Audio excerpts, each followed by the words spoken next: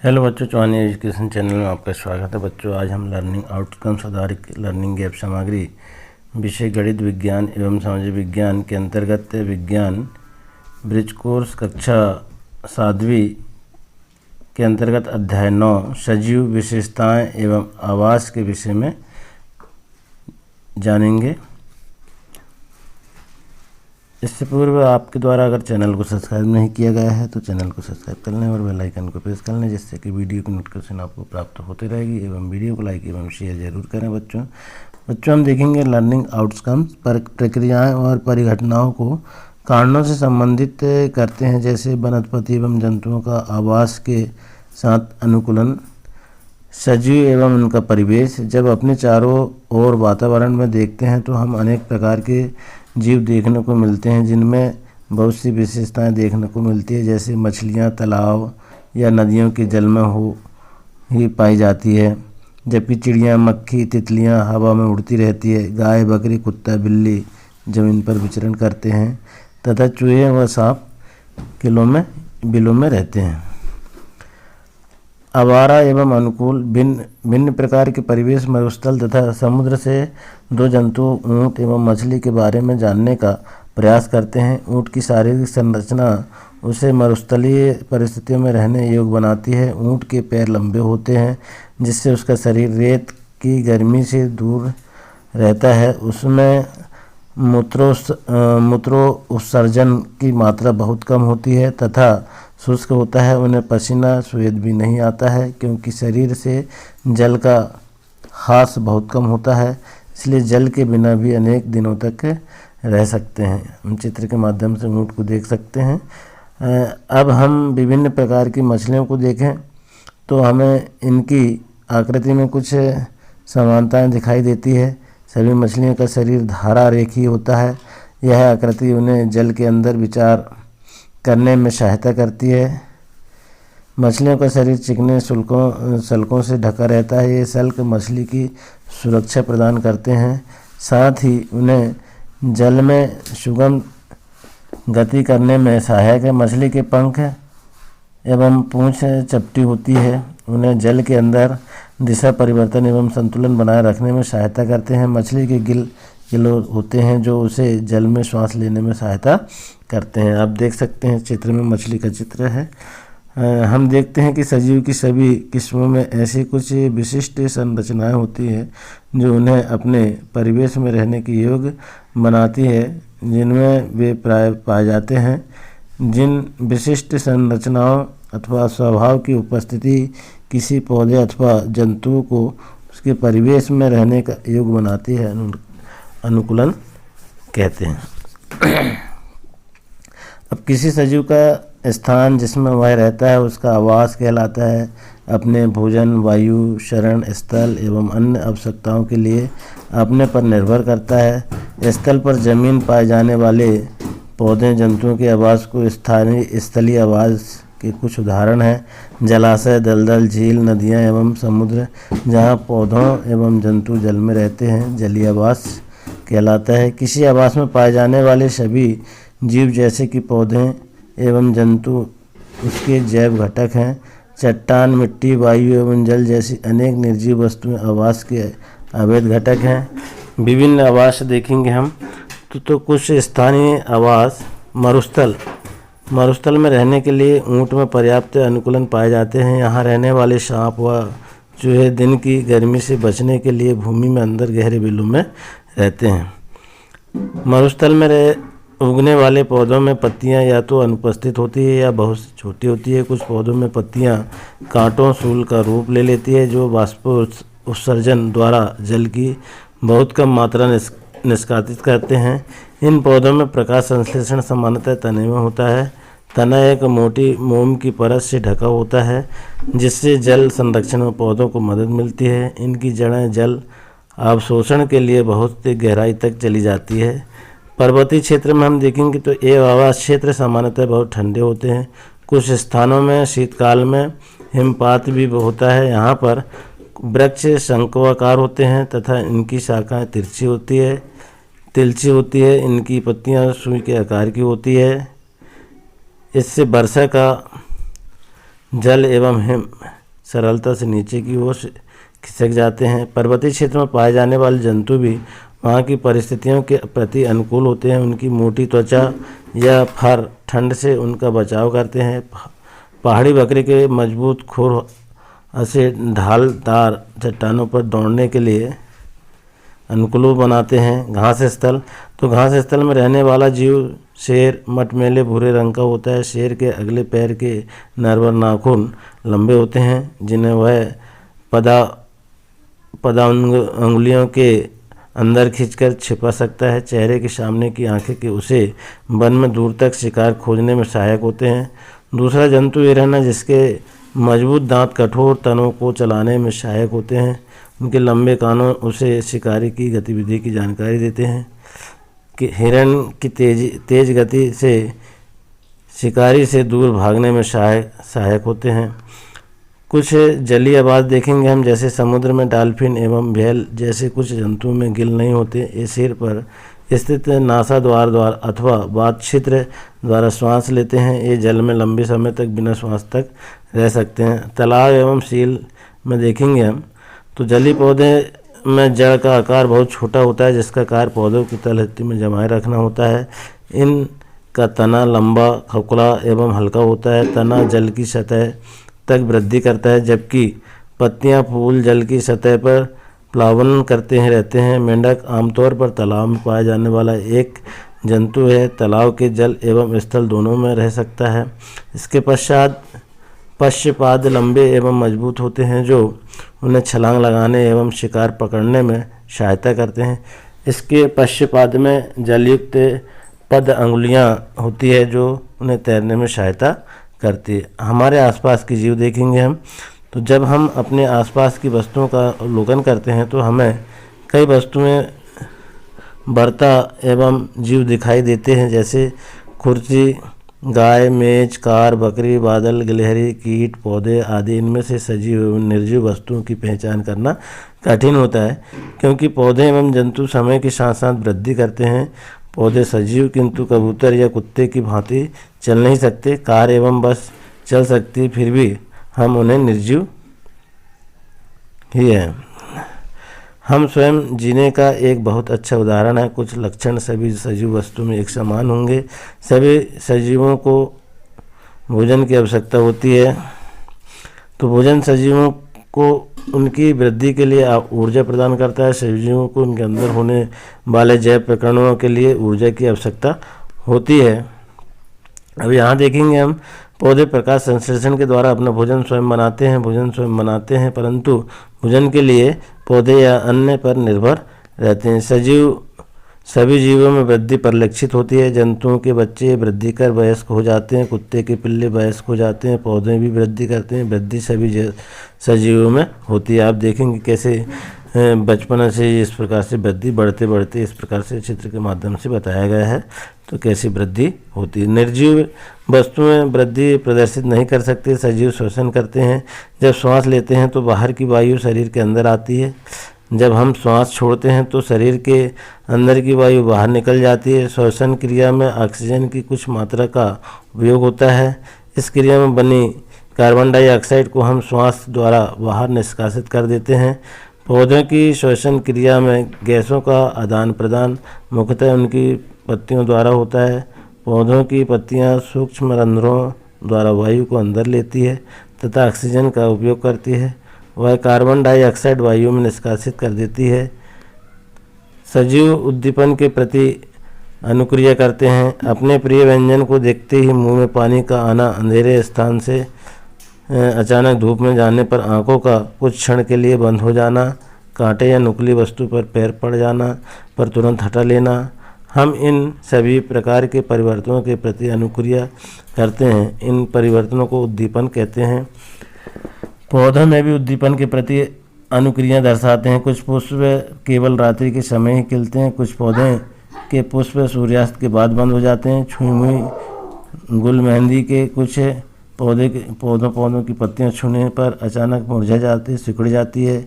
यह पौधों पर उद्दीपन के प्रति अनुक्रिया के कुछ उदाहरण हैं। सजीव में उत्सर्जन देखेंगे हम, तो सजीव में उत्सर्जन, सभी सजीव भोजन करते हैं। आहार का केवल कुछ भाग शरीर द्वारा उपयोग में आता है। भोजन के बचे हुए शेष भाग को अवशिष्ट के रूप में शरीर से बाहर निकाल दिया जाता है। सजीवों द्वारा इन अवशिष्ट पदार्थों के निष्कासन के प्रक्रम को उत्सर्जन कहते हैं। पौधों में अवशिष्ट पदार्थ पौधे के कुछ विशेष भागों में संग्रहित किए जाते हैं। कुछ पौधों में अवशिष्ट पदार्थों का निष्कासन स्राव के रूप में होता है। सजीव प्रजनन देखेंगे हम तो जंतु प्रजनन के द्वारा अपने सामान्य संतान उत्पन्न करते हैं। भिन्न जंतुओं में प्रजनन का ढंग अलग अलग होता है। कुछ जंतु अंडे देते हैं जिसे शिशु के निकलते हैं। कुछ जंतु शिशु को जन्म देते हैं। पौधे भी प्रजनन करते हैं। जंतुओं के समान पौधों में भी प्रजनन के तरीके भिन्न भिन्न होते हैं। बहुत से पौधे बीजों के द्वारा प्रजनन करते हैं। कुछ पौधे अपने कायिक के भागों के द्वारा भी नए पौधे उत्पन्न करते हैं। उदाहरण आलू, अरबी और अदरक। पौधे कलम द्वारा भी उगाए जाते हैं जैसे गुलाब, मोगरा, गुड़हल आदि। अब देखेंगे हम सजीव गति करते हैं तो सामान्यतः सभी जंतु गति करते हैं, पर क्या पौधे की भी गति करते हैं। पौधे सामान्यतः भूमि में जकड़े रहते हैं, अतः वे एक स्थान से दूसरे स्थान तक नहीं जा सकते, परंतु विभिन्न पदार्थों जैसे कि जल, खनिज, संश्लेषित खाद्य पदार्थ पौधे के एक भाग से दूसरे भाग में संवाहित होते हैं। सामान्यतः सजीवों में वे सभी लक्षण पाए जाते हैं जिनकी हमने चर्चा की है, परंतु निर्जीव वस्तुओं में सभी लक्षण एक साथ दिखाई नहीं देते। अब यह तो पाठ था बच्चों। इसके बाद हम इसके पाठ के अंतर्गत जो वर्कशीट तैयार की गई है इसे भी हल कर लेंगे। वर्कशीट नंबर 1, प्रश्न क्रमांक 1, अपने आसपास पर पाए जाने वाली किन्हीं 10 वस्तुओं की सूची बनाइए। तो हम सूची बनाएंगे। पेड़ पौधे, गाय बकरी, लकड़ी, लोहा, गेंद, पत्थर, कुत्ता, पक्षी, फल, बिल्ली, गाड़ी, साइकिल आदि। इस प्रकार से 10 वस्तुओं की हमने सूची बना ली है। इसके बाद प्रश्न दूसरा है कि उपरोक्त सूची में से सजीव एवं निर्जीव वस्तुओं को अलग अलग करके लिखिए। अब जो हमने यहाँ पर सजीव वस्तु की सूची बनाई थी उसमें सजीव और निर्जीव वस्तु को अलग अलग करना है। तो पेड़ पौधे सजीव वस्तु में देखेंगे, पेड़ पौधे, गाय बकरी, कुत्ता, पक्षी, बिल्ली। निर्जीव में लकड़ी, लोहा, गेंद, पत्थर, गाड़ी और साइकिल। इसके बाद देखेंगे प्रश्न तीसरा है, मरुस्थल में रहने हेतु ऊँट में कौन कौन सी विशेषता पाई जाती है। कोई 3 हमको लिखना है। नंबर 1, ऊँट के पैर लंबे होते हैं। नंबर 2, ऊँट में मूत्रोत्सर्जन की मात्रा बहुत कम होती है। नंबर 3, यह जल के बिना अनेक दिनों तक जीवित रह सकता है। चौथा प्रश्न है प्रश्न 4, मछली की कौन कौन सी विशेषताएं उसे जल में रहने के लिए अनुकूलित करती है। नंबर 1, मछली की पूंछ एवं पंख चपटी होती है। मछली के गिल होते हैं जो उसे जल में सांस लेने में सहायता करते हैं। इसके बाद देखेंगे हम प्रश्न 5, तो आवास किसे कहते हैं। आवास के 2 प्रमुख प्रकारों का नाम लिखकर उनके दोनों उदाहरण लिखे। तो आवास सभी जीवों के रहने के स्थान को आवास कहते हैं। प्रकार देखिए, स्थलीय आवास, उदाहरण मरुस्थल, पर्वतीय और क्षेत्र। जलीय आवास में देखेंगे उदाहरण जलाशय, दलदल, झील और नदियाँ। अब वर्कशीट 2 को देखेंगे हम। वर्कशीट 2 में क्या है बच्चों, देखें हमने। प्रश्न क्रमांक 1, मरुस्थल में पाए जाने वाले पौधों की कोई 3 विशेषताएं लिखिए। नंबर 1, मरुस्थल में उगने वाले पौधों में पत्तियां या तो अनुपस्थित होती है या बहुत छोटी होती है। नंबर 2, कुछ पौधों में पत्तियां कांटों सूल का रूप ले लेती है। तीसरा है, पौधे की जड़ें जल अवशोषण के लिए बहुत गहराई तक चली जाती है। प्रश्न दूसरा इसी में है, पर्वतीय क्षेत्र में पाए जाने वाले जीवों की 2 तथा पादपों की 2 विशेषताएं लिखिए। तो जीव पर्वतीय क्षेत्रों में पाए जाने वाले जंतु भी वहाँ की परिस्थितियों के प्रति अनुकूल होते हैं। उनकी मोटी त्वचा पर फर ठंड से उनका बचाव करते हैं। पादप में देखेंगे तो यहाँ पर वृक्ष शंकुकार होते हैं तथा इनकी शाखा तिलछी होती है। इनकी पत्तियों सुई के आकार की होती है। प्रश्न तीसरा देखेंगे इसी में हम। तो प्रश्न तीसरा है, घास स्थल में रहने वाले किन्हीं 2 जीव का उदाहरण देकर उन्हें उस परिस्थिति में रहने हेतु कौन कौन से परिलक्षित होते हैं उन्हें लिखिए। तो घास स्थल में रहने वाले जीव शेर मटमैले भूरे रंग का होता है। शेर के अगले पैर के नाखून लंबे होते हैं। चेहरे के सामने की आंखें उसे वन में दूर तक शिकार खोजने में सहायक होते हैं। दूसरा जंतु हिरण है जिसके मजबूत दांत कठोर तनों को चबाने में सहायक होते हैं। इसके बाद देखेंगे हम प्रश्न 4, तो 2 समुद्री जीवों का नाम लिखकर यह बताइए कि उनमें गिल न होने पर भी श्वास किस प्रकार की संघ द्वारा लेते हैं। तो समुद्री जीव डॉल्फिन, व्हेल ये सिर पर स्थित नासाद्वार अथवा बात छिद्र द्वारा श्वास लेते हैं। प्रश्न 5वां है, जलीय पौधों की कोई 3 विशेषता लिखिए। तो जलीय पौधों की 3 विशेषता देखिए आप। नंबर 1, जलीय पौधों में जड़ का आकार बहुत छोटा होता है। नंबर 2, इनका तना लंबा, खोखला एवं हल्का होता है। नंबर 3, तना जल की सतह तक वृद्धि करता है। अब वर्कशीट 3 पर देखेंगे हम।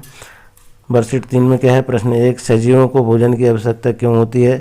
भोजन सजीवों को उनकी वृद्धि के लिए आवश्यक ऊर्जा प्रदान करता है। सजीवों को उनके अंदर होने वाले जैव प्रक्रमणों के लिए ऊर्जा की आवश्यकता होती है।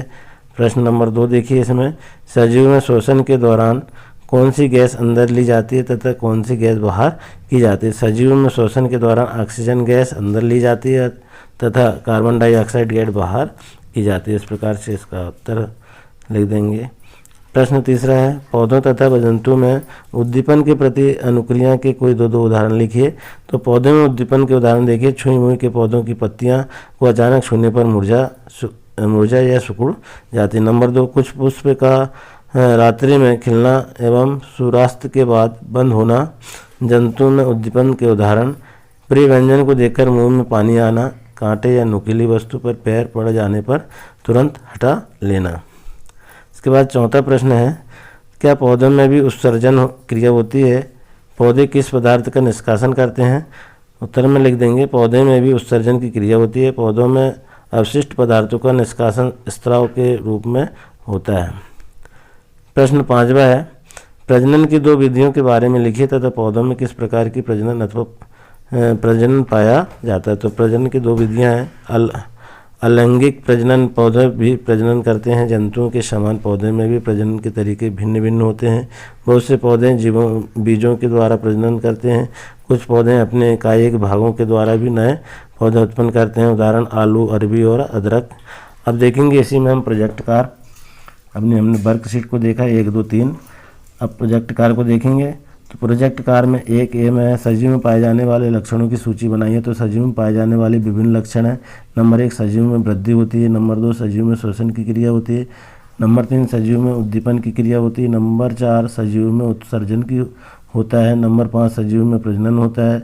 नंबर 6, सजीव में गति होती है।